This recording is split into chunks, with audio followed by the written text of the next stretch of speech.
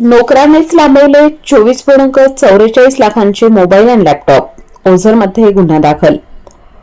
ओझर येथील मुंबई आग्रा महामार्गालगत असलेल्या सर्व्हिस रोडवरील हॉटेल प्रिया गार्डन शेजारील एका नामांकित कंपनीत काम करणाऱ्या कर्मचाऱ्यानेच आपल्या साथीदारांच्या मदतीने कंपनीतील तब्बल 24,44,885 रुपये किमतीचे 21 महागडे फोन आणि 2 लॅपटॉप चोरून नेल्याची धक्कादायक घटना समोर आली आहे. या प्रकरणी ओझर पोलीस ठाण्यात चोरीचा गुन्हा दाखल करण्यात आला आहे. पोलिसांनी दिलेल्या माहितीनुसार Instakart services private limited Pune या कंपनीचे एन्फोर्समेंट ऑफिसर प्रकाश रतिलाल शहा वय 65 वर्ष राहणार बिबवेवाडी पुणे यांनी या प्रकरणी फिर्याद दाखल केली आहे.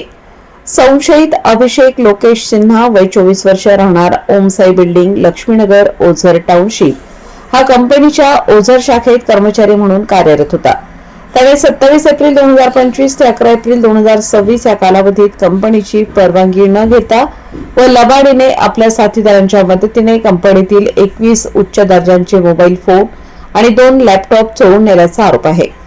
या प्रकारामुळे कंपनीचे सुमारे 24,44,000 रुपयांचे आर्थिक नुकसान झाले आहे.